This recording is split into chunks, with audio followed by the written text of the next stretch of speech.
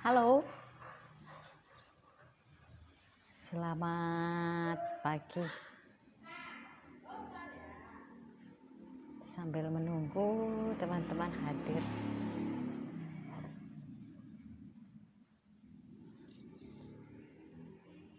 saya tes dulu nih ya. Udah beberapa waktu nih nggak live, jadi lupa cara ngaturnya. Oke.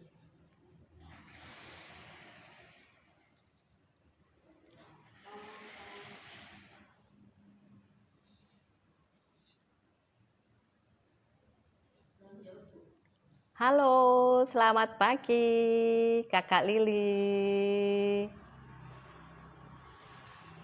Apa kabarnya Ibu Lili? Salam kenal ya. Selamat pagi Kakak Tita Larasita. Terima kasih sudah bergabung sambil menunggu tamu saya, Suhu Ningswi. Atma Namaste.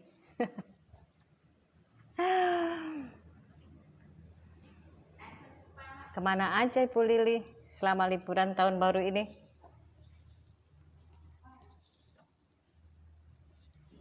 Ini suhunya di mana ya sudah? Ini dia Suhu sudah bergabung. Wait.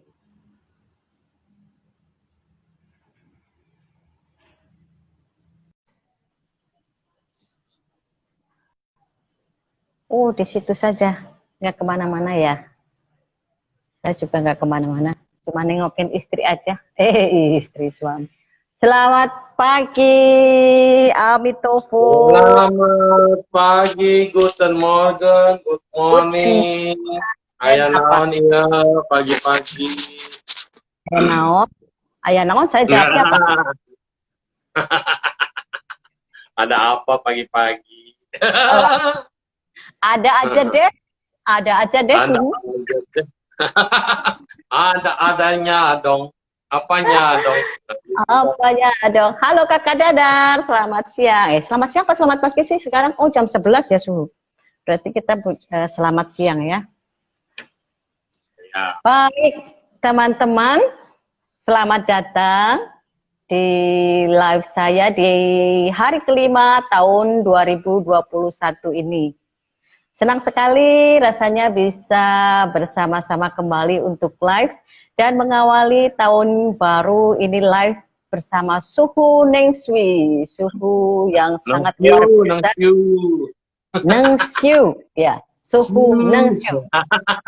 Bukan Sui, aneh Sui ya.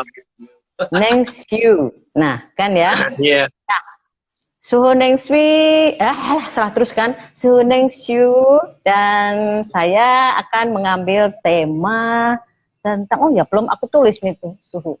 Suhunya adalah menghargai kehidupan. Nah. Yes. Wait ya Suhu, menghargai kehidupan. Yes. Dulu ya teman-teman, supaya nanti teman-teman yang bergabung bisa tahu apa yang akan kita omongin. Yes. Oke. Nah, teman-teman, pertama-tama sekali lagi saya mengucapkan selamat tahun baru. Dan semoga di tahun yang baru ini kita lebih semangat, lebih sehat, lebih bahagia, dan selalu mampu menghadapi segala tantangan. Yeay. Nah, teman-teman, nanti kita akan mendapatkan pengajaran dari Suhu tentang pengajaran tentang menghargai kehidupan. Lalu nanti kita juga akan sebentar menyayangi diri kita, jiwa kita. Nanti kita akan diajari Suhu untuk bermeditasi sebentar ya Suhu ya. Ya, mudah-mudahan. Karena ibu gurunya di situ, ibu guru. Saya murid. Saya yang belajar dari Suhu. Oke.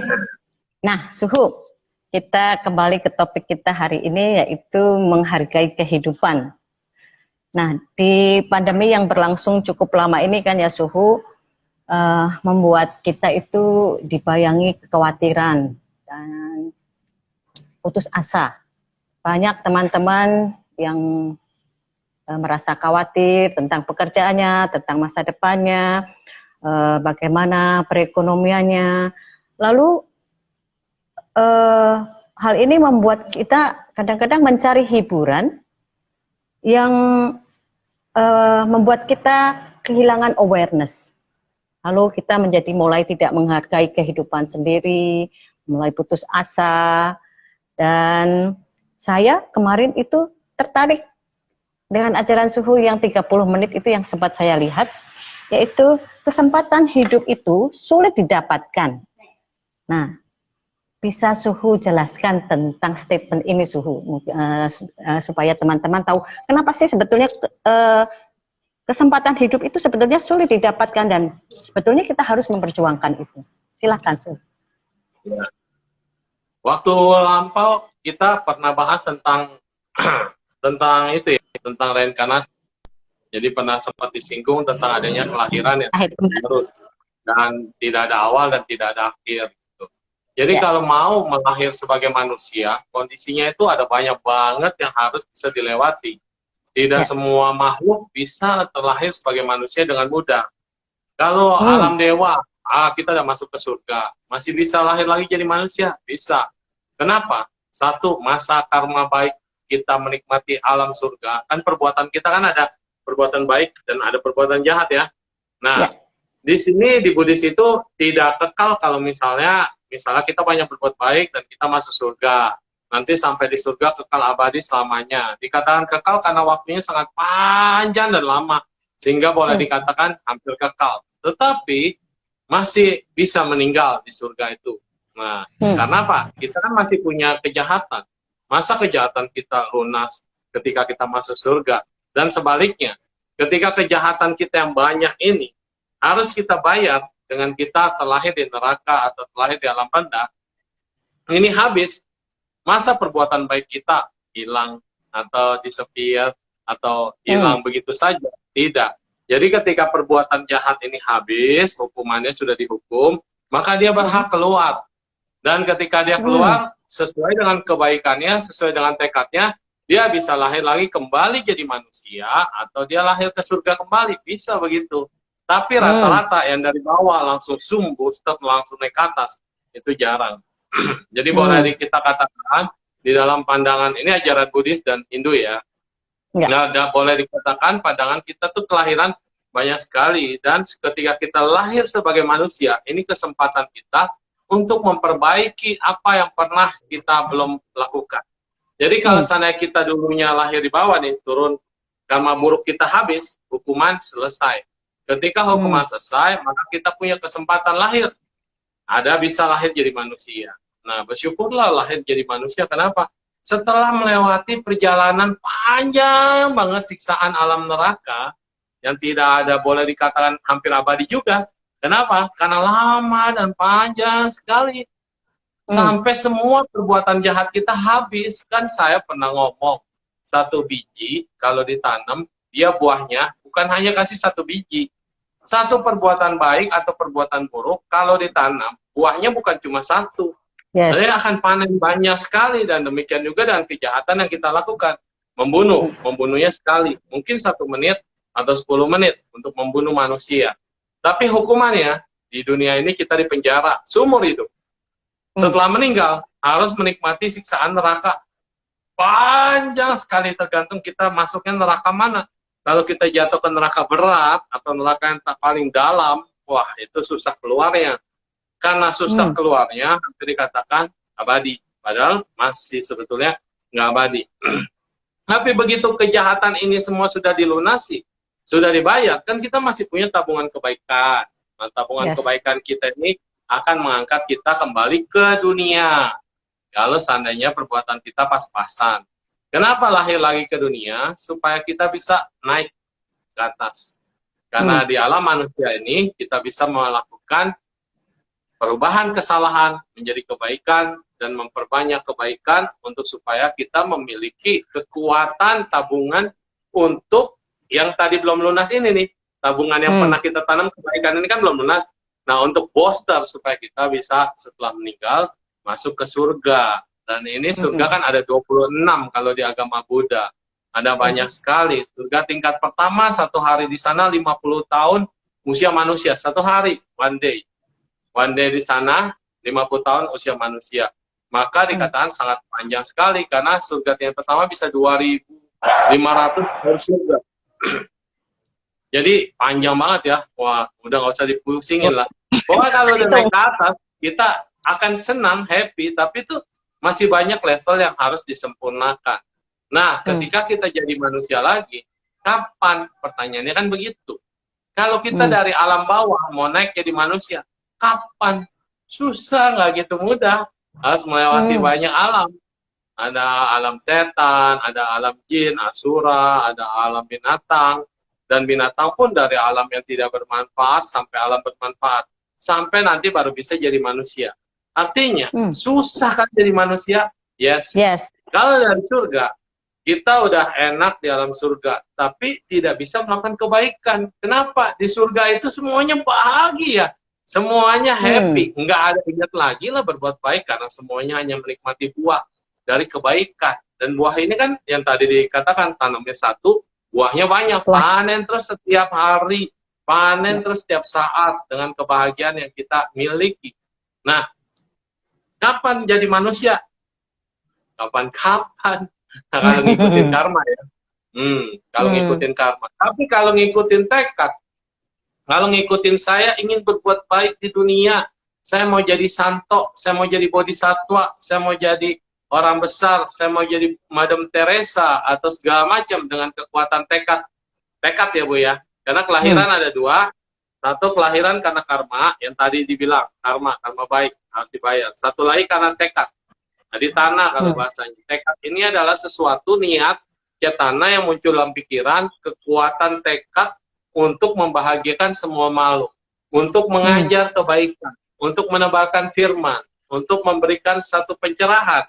Ini dia kekuatan tekad.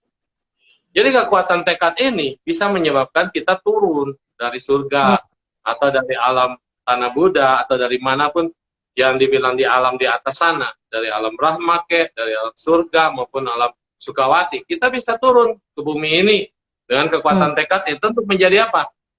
Menjadi guru, menjadi pengajar, menjadi pencerah, menjadi pendeta, menjadi uskup, atau menjadi ulama. Nah, atau menjadi biku, atau menjadi rinpoche. Ini adalah tugas yang harus diemban kalau memang dia memiliki kekuatan tekad. Jadi tracknya udah jelas. Kalau kekuatan tekad ini tracknya jelas, pasti di jalur spiritual. Kalau tracknya karma, ini yang nggak jelas. Begitu lahir jadi manusia, dia nggak tahu mau ngapain. Terus di manusia ini dapat apa? Tujuan hidup dia apa? Terus kemudian di manusia kok karmanya campur-campur, nano-nano, ada manis, ada pahit, ada pedas, ada asam. Kenapa? Ya karena dia nggak punya tujuan yang track yang jelas dalam hidupnya, sehingga dia, saya sudah lahir lagi jadi manusia. What should I do? Apa yang harus saya lakukan? Tergantung lingkungannya, tergantung orang tuanya, tergantung kondisinya. Kalau yang tadi track di awal spiritual, dari lahir aja dia udah tenang, gak pernah nyusahin orang tua. Waktu malam, waktu yang tidur, dia tidur. Waktunya dia orang tuanya bawa kemana, dia tenang, gak pernah nyusahin orang tua. Bahkan kalau yang hebat dan luar biasa adalah waktu dilahirkan tidak akan menyebabkan orang tuanya sakit. Proses kelahirannya lancar, gampang, dan tidak menyebabkan terlampau sakit atau sakit. Itu dia. Berarti anak ini memang dalam kandungan sudah tidak rewel, dan dia sudah baik, dan dia begitu lahir biasanya ada tanda-tanda tuh, kayak gempa bumi, terus kemudian kayak misalnya orang tua dikasih mimpi, terus tiba-tiba ada cahaya datang, ada kayak kelahiran Yesus, bisa ada malaikat memberitahu kepada Maria, dan kemudian itu biasanya akan dilihat oleh orang-orang yang pintar, kayak orang Majus dari timur. Dia melihat, oh, ini bukan manusia biasa, atau seperti Pertapa Asita.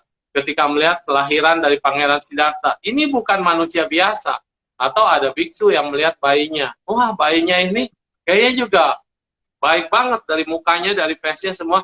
Ini pasti bukan anak biasa gitu. Jadi tanda-tanda ini juga akan kelihatan dari dia masih kecil. Tapi kalau yang udah, yes, ya Bu. Bagaimana kalau dengan anak-anak yang tidak diharapkan, misalnya hasil perkosaan atau apa, itu masuk di karma atau masuk di tekad?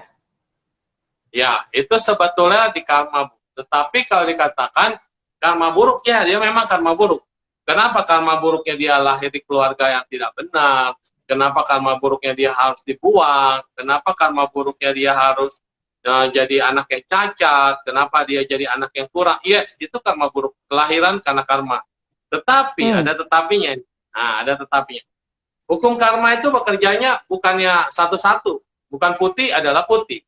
Hitam adalah hitam, terpisah. Enggak. Jadi di balik hitam ada putih, di balik putih ada hitam, di balik hitam ada putih. Jadi artinya setiap karma baik berbuah, ada karma buruk di situ. Setiap karma buruk berbuah, ada karma baik di situ. Maksudnya apa? Jadi kayak misalnya ada anak yang dilahirkan cacat, nah atau anak dilahirkan kekurangan. Ini ada maknanya apa? Dia memang harus bayar karma. Dia harus bayar karma karena dulu mungkin pernah berbuat orang cacat, karena dulu pernah menghina orang yang suci, dikata-katain cacat dari mulut ya. Ya, karena dulu juga pernah memotong makhluk hidup, pernah, atau melukai siapapun, pernah. Nah, ini harus dibayar. Tetapi yang tadi saya bilang, dalam hitam baliknya pasti ada putih. Nah, dalam putih ini, ketika dia dilahirkan, dalam keadaan sekarang, dia di lingkungan mana dia dilahirkan. Ada yang tadi katanya dibuang, ada yang tadinya diinginkan. Saya lihat ada banyak kok anak-anak yang dipungut dari hasil adopsi. Anak-anak yang tidak diinginkan oleh keluarganya. Waktu bayi, nggak ada yang tahu nanti gedenya kayak gimana, betul kan? Nah, nggak ada yang tahu. Kayak kemarin baru aja pemberkatan, itu juga begitu. Jadi dipungut. Tetapi setelah dia besar, setelah dia mendapat kondisi yang baik, dia dapat ibu angkat adopsinya yang baik banget. Atau dia diangkat di wihara, atau dia diangkat di gereja, atau dia diangkat di pura, dibimbing, dibina, atau di pantiasuhan muslim yang baik ya, yang dia memperoleh pendidikan lebih daripada orang lain. Dia memperoleh kasih sayang lebih daripada yang lain. Walaupun dia tidak punya ibu atau tidak dididik oleh ibu kandung, tetapi karma baik dia ada di situ. Dan kemudian anak-anak seperti ini bila dididik dengan benar, dia bahkan bisa menjadi orang yang paling tegar di dunia. Dia bisa lebih waspada, lebih aware, lebih menghargai hidup. Dia juga bisa lebih bersyukur kalau bahasa yang lainnya. Nah, sehingga dikatakan karma buruk bukan segalanya buruk atau bukan segalanya kemalangan. Tetapi karma buruk bisa aja itu adalah awal daripada kebaikan atau kebahagiaan. Dan sebaliknya, kalau terlahir bahagia, lahir di keluarga yang kaya raya, terpenuhi sandang pangan, papan, semuanya enak, tapi dia jadi anak mami banget, anak penakut banget, terus anak yang nggak tahu apa-apa, nggak mau bersosialisasi, apakah dia bukan anak yang siap fight, anak yang siap mental? Bisa juga kan, jadi anak mami banget, ujungnya cuma nyusahin orang tua, ujungnya bikin malu orang tua, nyabuk lah, terus judi lah, minum-minuman, main wanita, kan sama. Karmanya baik, udah terlahir di keluarga yang makmur, keluarga yang luar biasa, tetapi jalan hidupnya dia, tracknya dia malah menyimpang, sehingga mengakibatkan penderitaan dalam hidupnya. Nah, jadi di sini, betul tadi, siapa yang bilang tidak ada yang mutlak? Siapa ya tadi saya baca? Oh iya Pak Antonio, siap. Memang tidak ada yang mutlak. Karena itu, we change. Manusia bisa hidup, manusia bisa berubah, dan manusia bisa mengikuti track yang mana yang Anda mau pilih dalam hidup ini. Mau follow kebahagiaan atau mau follow penderitaan.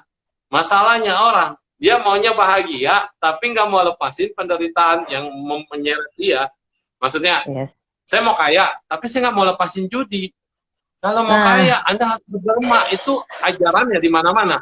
Ada dana paramita, ada infak, ada sedekah, ada yang namanya kolektor. Ini adalah dana. Dana ini harus dilepas dan itu milikmu yang sesungguhnya. Itulah yang akan menyebabkan kamu menjadi kaya. Tapi saya nggak pilih itu. Saya pilih judi. Saya pikir dengan berjudi saya bisa kaya. Saya pikir dengan berjudi saya bisa bahagia. Saya pikir dengan judi saya bisa dapetin keuntungan. Taunya buntung. Itu udah pasti. Maunya bahagia.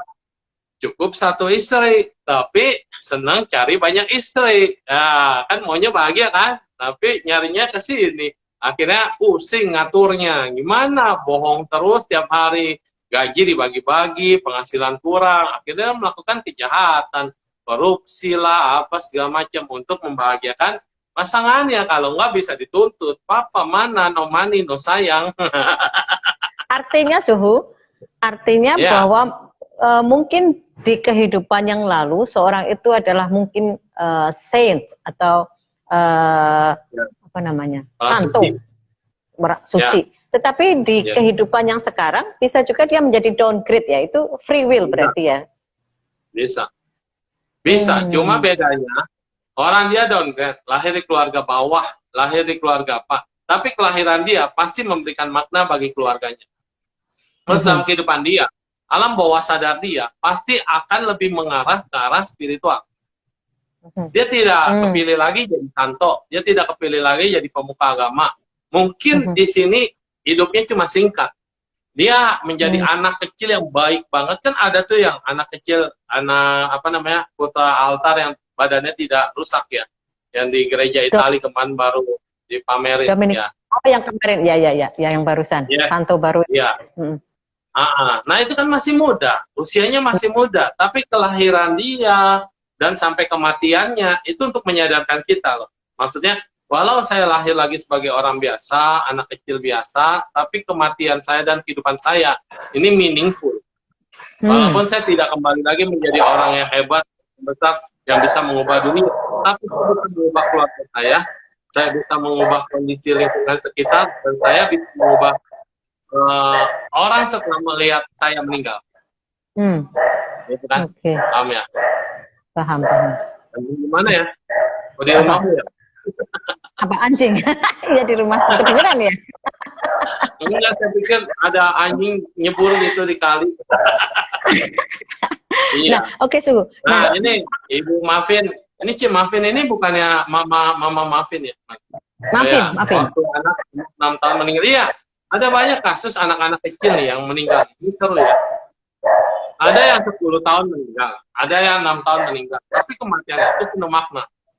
Jadi kayak ada teman saya juga, dia ditabrak mobil. Nah, waktu ditabrak dia di ICU sampai 3 bulan.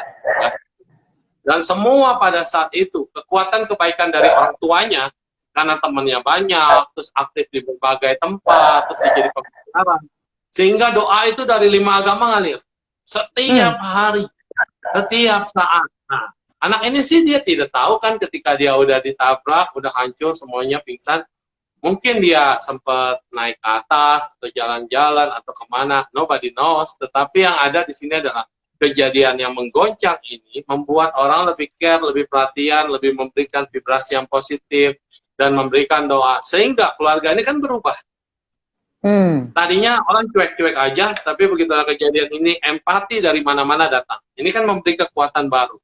Terus kemudian anak ini sembuh. Sembuh dalam arti kata dia sadar dan bangun, tetapi badannya sudah rusak, nafasnya sudah susah. Dan ketika itu keluarga bahagia karena bisa siuman. Tapi kan ada kesedihan gitu loh. Dengan kondisinya nafasnya susah, dan dia masih bisa diajak berbicara, diajak baik, menerima semua tamu, diberkati, dan terus dia bilang, saya mau lahir jadi anak mama lagi. Ini ada beberapa kasus di Taiwan juga begitu.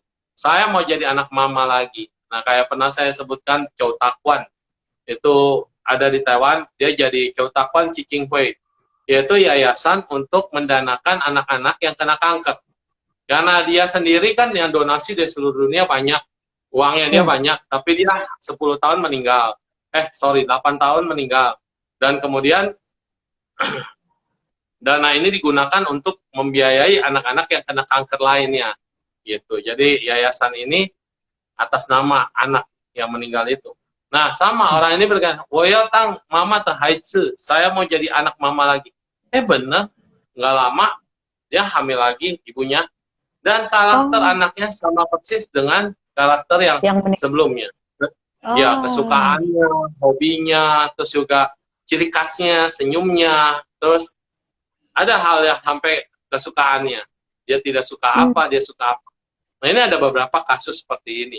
Jadi kita artinya, anak kita mungkin meninggal di usia muda. Dia transit doang, dia cuma memberikan kesadaran, aware kepada kita. Dengan kematiannya, dia membuka cahaya buat orang lain. Kayak tadi, dia kena kanker. Akhirnya dana yang terkumpul dari kanker, dia bikin yayasan untuk menopang semua anak-anak yang kena kanker di dunia. Diberikan keringanan, atau semangat, atau apa, gitu ya. Nah, terus juga yang tadi, ketika dia anaknya meninggal, dia jadi lebih dekat. Bahkan papanya bertekad untuk membawa 108 orang pergi untuk menjadi anggota sangga gitu kan, walaupun sementara. Ini tekad-tekad ini ya akhirnya terbukti dan bisa terjalani, dan ini akan membawa kebahagiaan bagi semuanya, bukan hanya bagi keluarga yang ditinggalkan. Tapi bedanya kalau kita tidak mengerti ini, akhirnya kita sedih berkepanjangan, dan kita pikir anak yang meninggal ini kasihan banget ya, masih kecil, dan kemudian saya belum sempat ngelihat dia besar, belum sempat meninggal, terus kemudian juga ini terus, kebayang terus, nangis terus, menderita terus, tidak bisa tidur, tidak bisa nyenyak. Lah ini kan jadi penderitaan. Padahal anaknya udah lahir di surga. Dulu ada filmnya apa saya lupa. Tuh yang main Dumb and Dumber itu, yang lucu banget tuh, siapa ya, yang udah meninggal. Nah, dia cerita bahwa anaknya, ini di film ya, anaknya ini ada 3. Masih kecil semua. Nah, istrinya ini psikolog. Istrinya psikolog, kerja di rumah sakit. Karena sibuk dan segala macam, jadi anaknya udah mulai masuk sekolah, dan anaknya udah baru belajar mobil. Jadi mamanya bilang, karena dia lihat udah bisa nih bawa mobil, ya udah kamu bawa mobil aja, bawa adik-adikmu anterin ke sekolah. Dan mamanya bilang, hari ini saya sibuk sekali, nggak bisa antar kamu. Apa yang terjadi? Yang terjadi dalam perjalanan, mereka happy, anak-anak ini happy kan, bahagia kan? Bahagia banget, terus kemudian tabrakan dan ditabrak, dan akhirnya meninggal di tempat seketika. Tapi karena mereka dalam keadaan bahagia, ketawa-tawa, senang, dan kecelakaan itu kan begitu cepat, pung, langsung dia lompat. Nah, waktu lompat itulah mereka sebenarnya sudah jadi angel, sudah lahir, sudah jadi dewa lah bahasanya, sudah bisa ke surga, karena mereka bahagia. Beda halnya kalau orang udah ditabrak, baru mati setelah dia lihat badannya gimana-gimana, dan dia melekati, ini badan saya, dan saya menyesal kenapa gue mati. Itu beda kasusnya. Jadi kalau yang tadi begitu, dia happy, bahagia, dia langsung naik ke atas. Tapi kalau yang dia udah menderita dulu, sakit dulu, dan dia sadar dia mati, begitu dia keluar dari badannya dan dilihat, saya mati, dan itu saya, itu badan saya. Nah, ini melekat. Terus gimana rumah saya, gimana keluarga saya, dan akhirnya dia akan jatuh ke alam bawah, nggak bisa langsung naik ke surga gitu ya. Nah, itu pikiran terakhir saat mau meninggal. Makanya penting banget saat orang lagi koma, kita doain, kita kasih doa, kita kasih semangat supaya dia selalu ingat hal-hal yang baik, hal-hal yang positif. Dengan ingat hal yang positif, waktu dia meninggal udah pasti naik. Tapi kalau dia menderita, dia jatuh ke bawah. Oke? Jadi anak-anak ini yang meninggal ini jadi dewa atau jadi malaikat surga, masuk ke alam surga. Oke? Tapi si ibu nih beda sama suaminya. Suaminya masih kuat. Suaminya bisa menghadapi kenyataan. Kenapa si ibu merasa bersalah? Karena harusnya dia yang bawa mobil anterin anak-anaknya. Tapi karena dia pikir hari ini saya ada seminar, ada meeting, ada segala macam, dan kemudian dia pikir anaknya udah bisa bawa mobil, jadi dikasihlah izin untuk bawa mobil. Jadi dia merasa sangat feeling guilty banget, dan merasa bersalah banget, dan dia terus tertekan dengan kesalahan. Ini kita lihat dua dunia nih. Satu dunia kematian, dia terlahir dalam bahagia, no problem, anak-anaknya happy. Tapi dunia yang orang hidup tiba-tiba menjadi suram, menjadi gelap, menjadi tidak tahu, menjadi histeris, stres, dan traumatik, dan segala macam yang menyebabkan dia hancur hidupnya. Seketika dia tahu anaknya meninggal, hancur. Kerjaannya nggak konsen, dan di rumah sakit dia malah ngelamun, lihat pasien ketabrakan malah dia histeris, trauma, akhirnya dia berhenti dari pekerjaannya, tiap hari penyesalan, nyeselin diri sendiri, tiap hari menyalahkan diri sendiri, tiap hari dia stres dan ketakutan, trauma, dan segala macam tuh, udah hidup dalam dunia yang gelap. Jadi di film ini digambarin betul-betul gambar hidupnya dia dari sejak itu hitam putih. Jadi filmnya dibikin hitam putih. Dan bangunan yang tadinya bagus, rumah dia yang bagus, jadi reruntuhan. Jadi puing-puing. Jadi dia tinggal di pojok-pojok puing. Ranjangnya jadi kayak cuma tikar doang gitu. Jadi ini gambaran di film menunjukkan bahwa kehancuran mental seseorang itu seperti udah berada di sisi gelap, di sisi dunia yang hancur, di dunia yang habis perang. Padahal kenyataannya suaminya hidup masih di alam biasa, alam manusia suaminya. Dia bisa lihat yang bagus, masih bisa menerima walaupun sedih, masih bisa mendoakan anaknya, dan bisa berharap, anakku kalau memang kamu benar ada di surga, bawa papamu ke surga, biar papa bisa menjelaskan kepada mamamu bahwa kalian semua baik-baik aja. Dalam setiap doanya begitu. Dan akhirnya dalam suatu kesempatan, kan istrinya ini dulu pelukis. Jadi lukisannya kan ada di rumahnya. Nah, di lukisan itu kan berwarna. Tapi kalau suaminya ngelihat lukisan itu, dia berharap memang ada sisi dunia yang terang. Di situ anak-anaknya ada. Dan dia bisa mimpi masuk ke alam itu. Dan ketika dia mimpi masuk ke alam yang bahagia itu, dia ketemu sama anak-anaknya, dia ketemu sama yang lainnya. Tetapi kan ada peraturan tidak boleh langsung berjumpa ya. Jadi dia ketemu dengan malaikat lain. Dia ketemu dengan malaikat lain, dia bercerita tentang hidupnya, dan malaikat ini selalu memberitahu kepada dia bahwa anakmu baik-baik saja, semua itu baik-baik saja.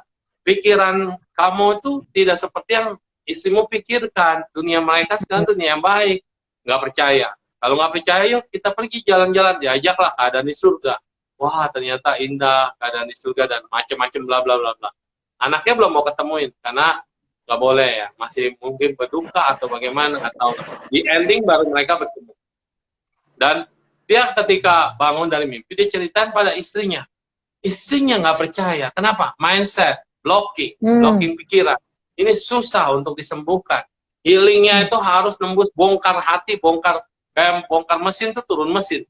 Jadi bongkar hati dan pikiran ini ketika blocking ini susah banget. Dan akhirnya suaminya udah ngomongin apapun keadaan di surga kepada istrinya, istrinya tetap aja berada dalam kegelapan, berada dalam dunia yang suram. Dan inti dari ending dari cerita ini adalah akhirnya anaknya muncul dalam mimpi ibunya, anaknya muncul dalam mimpi ayahnya, dikatakan mereka baik-baik saja. Tapi sayangnya si ibu udah terganggu pikirannya. Jadi walaupun dia mimpi anaknya, perasaan dia bahagia melihat anaknya di surga, yes. Tapi perasaan guilty dia masih menghantui dia. Masih menghantui. Nah, jadi dia selamanya tetap berada di dalam kegelapan. Sampai akhirnya suaminya sendiri yang berjuang bagaimana mengangkat istrinya, memaksa istrinya untuk keluar dari ruang gelap, dari dunia yang hitam putih menjadi dunia yang berwarna. Nah, susah kan? Itu filmnya bagus banget. Saya lupa siapa ya pemainnya dan judul film. Ini ada pertanyaan Suhu. Dari Mama Vina. Suhu, benarkah kalau mimpi ke surga ketemu orang yang sudah meninggal? Apa? Lanjutannya apa? Suhu bisa lihat? Mereka tidak berwujud. Ketemu orang yang sudah meninggal, mereka tidak berwujud. Ya, itu karena gelombang mimpi kita tidak sama dengan gelombang kenyataan yang ada di sana. Kita belum mampu menembus frekuensi di sana, kecuali kita bisa meditasi. Karena meditasi pencapaian tingkat kesucian jana itu, ketika mencapai tingkat pencapaian jana, kita udah melampaui di alam surga itu. Kalau kita biasa bermeditasi, maka gelombang pikiran kita bisa sama frekuensinya dengan keadaan di alam surga, dan bisa lihat, dan bisa rasa. Tapi kalau kita nggak pernah melakukan meditasi, kita hanya mimpi-mimpi ya seperti itu aja, proyeksi pikiran. Apa yang kita pikirkan. Jadi saya sulit jawabnya, memang berwujud atau tidak berwujud, karena tergantung frekuensi kita, melihatnya bagaimana. Bisa juga menjadi cahaya ya, Suhu. Karena surga ada banyak, Bu. Ada rupa, ada yang tidak rupa. Yang rupa ada bentuknya, itu semua bercahaya. Semua bercahaya. Tapi alam yang lebih di atas, dikatakan alam Brahma, itu hanya mainan cahaya-cahaya semua, dia tidak ada bentuk fisik, tapi dia hidup dalam cahaya. Kayak contoh alam Abhasara namanya. Alam Abhasara ini seperti cahaya yang terus berkemana-mana. Makanya ketika kita meditasi, kenapa kita merasa seperti ada cahaya, diliputi cahaya, dipeluk cahaya? Karena memang hanya permainan cahaya di alam itu. Jadi kita sebetulnya sedang dipeluk malaikat. Dan malaikat ini memang bercahaya, karena dia memang dari level yang tinggi.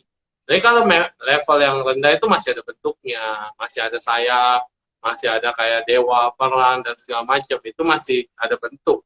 Tapi kalau udah di atas-atas itu udah tidak ada bentuk. Bentuk udah bukan masalah. Dia bisa menjadi apa aja, dia bisa merubah apa aja. Bahkan supaya menyampaikan pesan, dia bisa menjadi anakmu, dia bisa menjadi saudaramu, menjadi istrimu. Bisa. Pesan.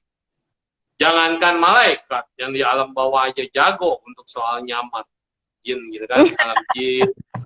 Itu jago, Bang. Yes. Ada itu. Nah, Suhu, pertanyaan saya yang kedua. Dosa terbesar itu adalah orang yang tidak menghargai kehidupan. Makanya ada statement bahwa orang yang mengakhiri hidup karena mengakhiri hidupnya sendiri itu dosanya tidak terampuni. Itu gimana Suhu penjelasan? Benar. Ini yang orang nggak tahu. Orang pikir hidup hanya sekali. Orang pikir hidup itu cuma nggak ada apa-apanya. Udah mati, udah selesai. Ada yang berpikir bahwa hidup ini kalau udah mati bahagia. Ada yang berpikir hidup ini udah mati selesai. Titik. Hidup ini udah mati happy. Hidup ini udah mati dia masih bisa lahir lagi. Ada yang berpikir gitu. Jadi nggak salah konsep-konsep itu karena pengetahuan mereka kurang. Nah, jadi kalau kita katakan yang sesungguhnya bagaimana, saat kita mati atau meninggal, kan pikiran terakhir tadi membawa kita kemana? Pikiran terakhir kita positif, kita kan langsung naik ke atas. Dan menghabisi semua buah karma kita, kebaikan yang sudah kita lakukan dalam hidup ini, hidup kemarinnya yang masih ada sisa, dan hidup dulu, ditarik semua kalau masih ada kebaikannya, untuk dihabisin di alam surga sana. Nah, tapi kalau kita banyak melakukan kejahatan atau kita pikirannya kacau saat mau meninggal, maka kita turun ke alam bawah dan ngabisin semua karma-karma buruk yang sudah lama ini, yang sudah berlarut-larut dihabisin semua di alam bawah. Ya, sampai nanti habis baru lahir jadi manusia lagi atau bisa naik lagi. Itu dia. Semua tabungan pokoknya harus dilunasi, gitu istilahnya. Nah, saat orang mati bunuh diri, ketika dia lahirkan, ini kesempatan kita untuk memperbaiki diri kita. Kesempatan kita untuk belajar menjadi lebih bijaksana, menjadi lebih terbuka, menjadi naik, menjadi orang suci. Ini tujuan kehidupan itu sebetulnya berada di samping Tuhan, berada di samping Yang Kuasa, berada dalam pencerahan, berada dalam cahaya, berada menuju kebodian. Apapun namanya itu, pasti tujuannya ke atas. Semua agama ngajarin begitu. Nah, tujuan ini kan naik ke atas, tetapi ketika kita sudah lahir jadi manusia, kesempatan itu kita abaikan. Ketika ketemu sama masalah, kita pikir hidup saya bermasalah. Ketika ketemu sama jalan buntu, kita pikir hidup saya sudah tidak ada harapan ke depan. Padahal kalau dia ketemu jalan buntu, dia balik badan, kan jalanmu tidak buntu lagi. Masalah dia terus terpaku di tembok, terpaku di jalan yang buntu. Dia tidak mau balik badan. Kalau dia balik badan kan jalannya sebenarnya buntu. Banyak jalan lain. Manjat juga susah kalau temboknya tinggi kan. Oh, dia mau jebolin, dia mau hancurin juga butuh waktu. Dan kekuatan apa dia untuk menghancurkan jalan buntu itu. Nah, belum lagi kalau udah dihancurin, bawahnya jurang. Sia-sia itu. Jadi yang gampang balik badan. Ketika balik badan, move on, maju terus. Langkah ke depan sampai ketemu persimpangan. Kamu jangan ambil lagi jalan yang tadi sudah dilewati, yang tadi kan jalannya sudah kamu pilih jalan lain gitu, jalan kebahagiaanmu. Nah, jadi sebetulnya kesempatan kita jadi manusia untuk memperbaiki diri, untuk menjalani dan menerima. buah karma yang harus kita terima sebagai manusia, ini masih jauh lebih penting daripada karma buruk yang kita terima nanti di neraka. Artinya, ujian di alam manusia ini tidak seberapa dibanding kita bayar nanti di neraka, betul? Betul. Jadi seburuk-buruknya yang datang kepada kita hadapi. Karena ada bahasa kan, Tuhan tidak akan memberikan cobaan yang di luar daripada batas kemampuan. Karena yang datang pada kita juga tidak akan datang tanpa kita memiliki backup. Sampai kita habis-habisan itu nggak mungkin lah. Buktinya semua orang itu masih bisa move on terus, jalan sampai dia meninggal dengan cara yang wajar sebenarnya. Mau orang susah punya utang kayak gimana, tapi kalau dia mau semangat hidup, tetap bisa lewat kan, bisa diatasin kan. Tapi kalau utangnya udah melilit leher, udah dia nggak bisa apa-apa, dia give up, dan kemudian dia putusin hubungan semuanya dengan bunuh diri, tetap itu kan harus dibayar. Bukan dalam kehidupan bayar utang dalam kehidupan sekarang, tapi dalam kehidupan yang akan datang harus bayar utang juga kepada orang tersebut. Nah, kalau di Buddhis misalnya, kita nggak mampu nih udah bayar utang, tapi nggak ada kejahatan ya, niatnya memang nggak mampu lah. Wah ampun, saya udah nggak bisa lagi pakai cara apa. Akhirnya dia meninggal dengan wajar misalnya, dia meninggal dengan wajar. Dan kemudian saat lahir lagi, ya jadi kerbau, jadi kuda, yang harus kerja sama majikannya sekian lama dengan tenaganya, dengan energinya. Terus dia lahir lagi jadi manusia pun nanti jadi ketemu lagi, dalam kehidupan yang akan datang ketemu lagi nih. Kan bayar utang nih namanya. Dia ketemu lagi, dan kalau ketemu lagi, dia jadi siapa? Dia bisa jadi pembantu rumah tangganya, dia bisa juga menjadi ya siapapun yang bayar utang ke dia gitu dalam bentuk yang berbeda. Jadi artinya utang tetap akan ditagih dan tetap harus dibayar. Itu dia kondisinya. Kalau kita paham ini, oh kita akan bersyukur banget kita lahir di manusia. Bu Meta yang maafin di action muka saya kepotong setengah. Question. Mana caranya? Diklik lagi pertanyaannya, diklik lagi. Ya. Jadi hilang deh dari layar. Nah, jadi kalau kita katakan lagi satu hal kebaikan. Kebaikan ini bisa membawa kita menuju kebahagiaan. Tapi utang akan menyebabkan kita menuju ke penderitaan dan harus tetap bayar utang. Kalau bunuh diri, utang nggak bisa bayar, diri sendiri aja dibenci, kehidupanmu aja yang sebetulnya kayak gini misalnya. Ada orang fase memang dia harus lewatin ujian ini. Tapi udah lewat ujian ini, jalan di depan tuh terang benderang. Kayak misalnya kita lihat Kojo Nianto, siapa tunggal ya? KJT ya. Nah, KJT. Coba kalau kemarin dia benar-benar bunuh diri, apa ada kayak sekarang? Nggak ada kan? Ya. Tapi karena dia untungnya nggak mati, untungnya dia selamat, akhirnya bermanfaat bagi banyak orang. Ini yang saya bilang. Kalau dia masih hidup, ini dia lewatin. Jalan ini terang buat semuanya, bukan buat diri dia aja. Buat banyak orang dia menjadi manfaat. Buat hidup dia menjadi lebih berarti. Nah, itu dia, Bu, maksudnya. Kita ini kebanyakan udah nggak sabar duluan. Kita pikir dengan selesai diri kita, tamat semuanya. Malah bisa. Nanti jadi alam yang disebut yang tidak bisa kemana-mana. Itu alam antara bawah. Atau dibilangnya alam apa sih? Penderitaan. Alam penasaran, alam basrah, alam penasaran. Nah, dia penasaran terus hidupnya tidak bahagia. Mau 1000 orang ulama doain dia, nggak bakal bisa menolong dia untuk lahir lagi ke surga, Bu. Kenapa? Dirinya sendiri tidak menghargai dirinya sendiri. Satu, membunuh orang atau dibunuh orang masih mending. Itu masih bisa didoain. Tapi kalau dirinya sendiri sudah dia bunuh, artinya bunuh diri, mau berbagai doa apapun dan semua agama, itu nggak bisa bantu dia. Kecuali dianya benar-benar bertobat. Dan dia bertobat, dia menyesal, dia nangis. Tapi butuh waktu, dan waktu ini sangat panjang dan lama. Dan keluarganya harus setiap hari berbuat kebaikan atas nama almarhum atau almarhum. Setiap hari. Sampai nanti ada sesuatu kekuatan, di mana misalnya 5 agama berkumpul dan kemudian mendoakan dan keluarga terus berbuat kebaikan. Udah, tolong dia bisa naik. Tapi apakah naik langsung ke surga? No way. Apakah dia bisa lahir jadi manusia? No way juga. Jadi kemana? Dia terbebas dari belenggu itu, tapi harus jadi binatang. berbagai kehidupan terus-menerus jadi binatang. Dia harus jadi setan, dari setan yang tadi penasaran jadi setan yang elit. Ada setan yang elit, setan banyak duit, atau setan yang bisa makan, atau setan yang bisa menyamar, atau setan yang sakti juga ada. Itu susah sampai dia bisa lahir jadi manusia lagi. Dan kalau dikasih kesempatan jadi manusia lagi, pertanyaannya, apakah dia bisa mengubah pikiran dia menjadi positif? Kalau dia nggak bisa, kecenderungan untuk bunuh diri pasti akan ada lagi, Bu. Terulang. Orang yang pernah bunuh diri akan punya kecenderungan untuk melakukan bunuh diri lagi. Yes. Terus-terus. Nah, kecuali dia sudah menemukan kayak kata kuncinya, udah klik, kebuka.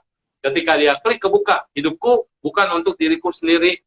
Hidupku memang menderita. Tapi kalau aku bisa bermanfaat bagi banyak orang, dan aku bisa memberikan vibrasi yang bagus buat banyak orang, saya pasti bisa bahagia. Kalau konsepnya ini dilakukan, berubah dia. Dan dia akan menghargai hidup lebih dari siapapun yang nggak kepengen hidup. Yes.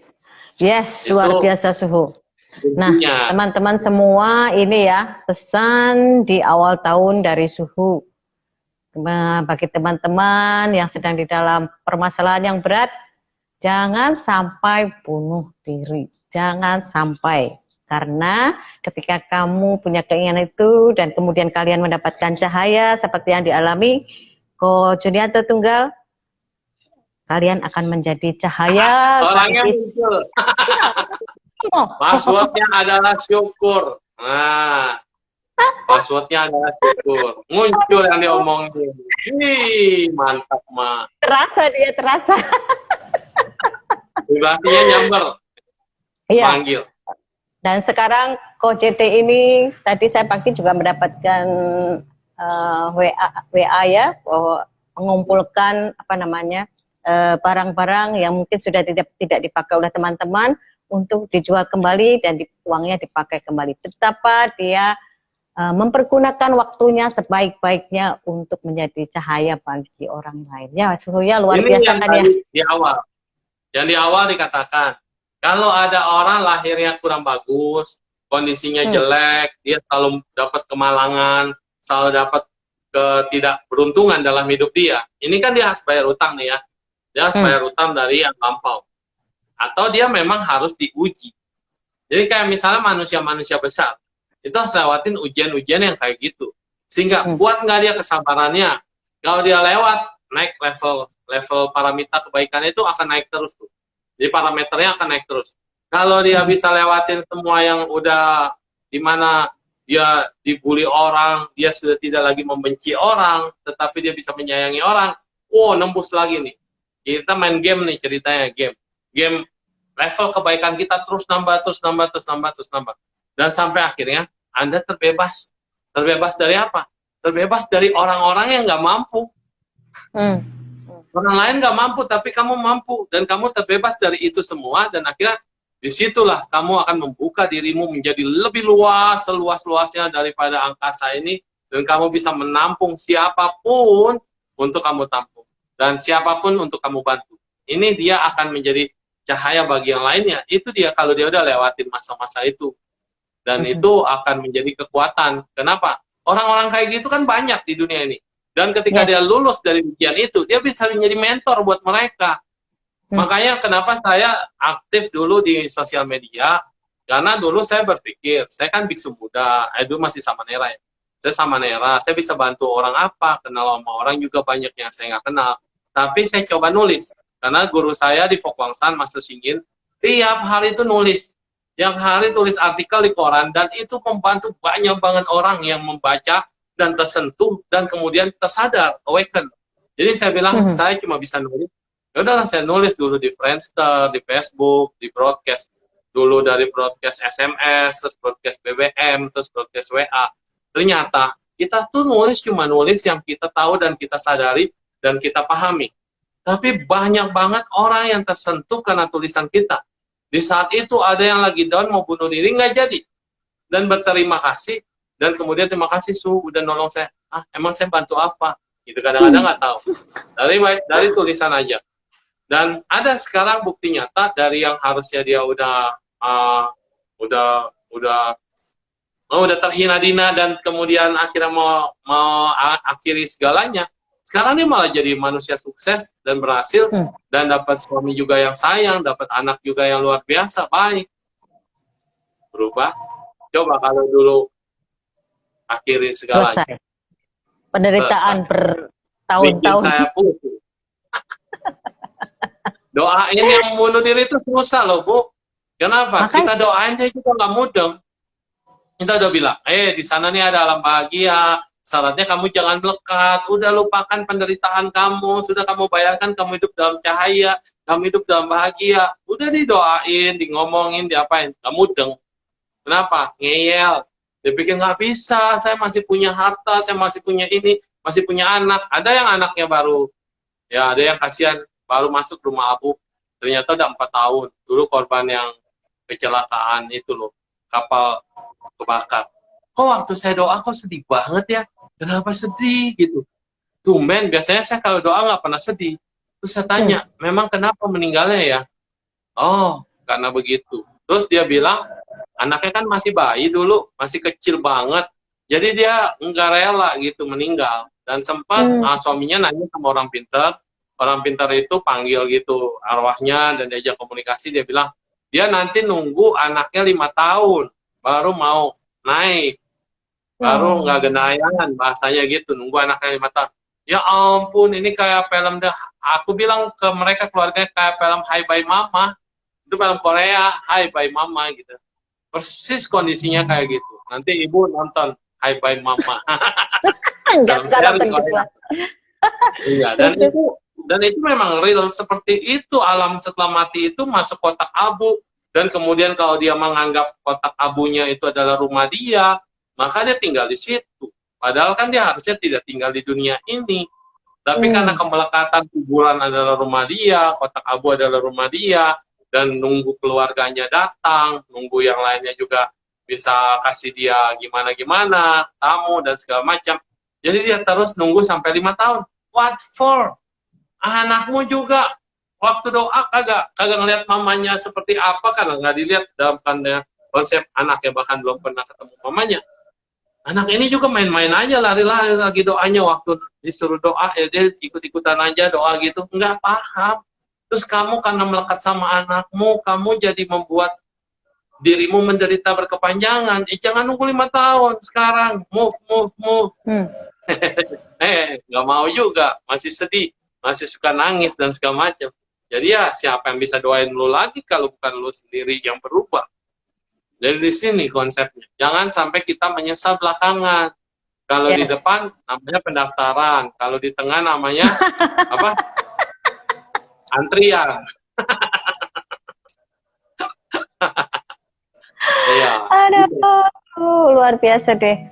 Nah, sekarang waktunya tinggal berapa nih? 7 menit. Ternyata ya suhu lirik jam. Iya. Cepet amat. Makanya, padahal cuma 2 pertanyaan loh suhu. Saya cuma tanya. Tapi luar biasa. Semoga ini menjadi pencerahan buat teman-teman ya. Saya senang sekali bisa menghadirkan suhu di tahun yang baru ini. Semoga besok OJT tuh, besok cerita detil. Tapi kemarin udah dikotomi, bagus OJT, keren. Ya. Terus move jadi jangan sampai menyesal di kemudian hari karena kita tidak menghargai kehidupan. Sudah susah-susah ada di dunia ini. Kalau secara nyata itu seperti sperma yang berjuta-juta harus berperang ya. Yang menang cuma 1. Nah itu menandakan memang bahwa kita memang harus berjuang untuk mendapatkan kehidupan. Makanya jangan sampai sia-siakan. Ya. Itu perumpamaan lagi yang lebih dahsyat adalah lebih dahsyat ini loh, super dahsyat. Kalau perumpamaan sperma itu kan anytime bisa disemprotin ya. Ini yang lebih susah lagi ya adalah perumpamaan kura-kura buta, penyu buta itu yang berenang di dasar samudra dan dia naik ke atas permukaan. Ini penyunya buta. 100 tahun sekali dia naik ke permukaan. 100 tahun sekali naik ke permukaan dan harus ketemu kayu yang seperti gelang. Jadi kayu ini ngapung di atas samudra ini. Dan kalau dia kepalanya masuk ke dalam gelang itu, lahir dia jadi manusia. Ya ampun, perumpamaan ini mah impossible, abin ajaib. Artinya susah banget jadi manusia ya. Bukannya kata kita lihat anak kecil main-main hamil, anak kecil main-main hamil. Kayaknya gampang itu jadi manusia. Kehamilan banyak di luar nikah gitu kan. Gampang tuh. Tapi kalau orang yang mau benar-benar nikah, udah nikah, sah, pengen punya anak, susah banget ya. Ada yang 4 tahun, ada yang 8 tahun. Pengen punya anak, gak punya anak. Yang luan lah, yang main-main tuh, yang coba-coba, hamil. Gampang banget hamil ya. Nah, cuma keluar set, udah jadi. Kalau yang udah nikah pakai surat nikah itu kayak nggak jadi-jadi. Pakai bayi tabung lah, pakai apa segala macam. Kenapa? Why? Kenapa? Karena sekarang, yang dari alam bawah nih, alam-alam rendah, yang mau lahir, itu numpuk banyak. Udah pada ngantri, mau lahir jadi alam manusia. Karena masa hukumannya sudah habis, tadi saya katakan. Dari alam bawah yang mau lahir jadi manusia banyak, makanya kesempatan apapun mereka langsung masuk. Kenapa? Di saat ada orang yang aneh, masuk. Akhirnya ya mereka yang dari alam bawah. Tapi kalau yang tadi sah tadi, yang saya bilang orang tuanya baik banget, terus kemudian dua-duanya sehat, tapi belum punya anugerah anak. Kenapa? Nunggu dari atas yang vibrasinya sama, itu waiting list-nya lama. Nunggu alam dewa lahir jadi manusia kan susah. Maka dia harus nunggu. Yang cocok jadi anak dia adalah bukan orang sembarangan. Jadi jangan pernah frustasi nggak punya anak. Tenang, nikmati dulu hidup kalian berdua. Enjoy honeymoon setiap hari. Sampai nanti nyamber sama jodohnya yang udah dari alam atas. Daripada asal-asalan dapat anak sembarangan, dapat anak dari bawah, waduh ngaturnya susah, bimbingnya susah, ngajarinnya susah, belum lagi dendam di masa lalu. Dia jadi anak kita bayar utang sama dia. Dia mau apa harus diikutin, dia mau beli apa harus dipenuhin. Nggak bisa nolak kan kita, orang tuanya. Padahal kita lagi bayar utang tuh sama tuh anak. Dulunya kita ngutang sama dia, nggak mau bayar. Gitu. Repot makanya. Gunakan kehidupanmu, gunakan dan hargai sebaik-baiknya. Mungkin ada yang terakhir dari Suhu, ternyata kita tidak bisa menutupnya dengan meditasi. Di tahun baru ini, lakukanlah seoptimal kita apa yang kita bisa kerjakan. Selalu berjalan on the track, like kebaikan. Jangan lepas dari track positif dan kebaikan. Udah, berpikir positif, berucap positif, dan melakukan hal yang positif. Udah, itu aja cukup. Caranya Suhu? Caranya ya ikutin lah vibrasi positif. Bisa begitu, kan kadang-kadang orang nggak ngerti. Dan orang-orang yang baik, kan tiap hari mentor-mentor pada ngomong. Mentor-mentor pada cerita, mentor-mentor pada bimbing, para pendeta setiap hari khotbah. Dan para biksu setiap hari mengajarkan kebaikan. Buka mata, buka telinga. Karena saat pandemi ini begitu banyak informasi yang diberikan kebaikan secara gratis. Betul kan, Suhu? Buka pintu hatimu, open the door of your heart.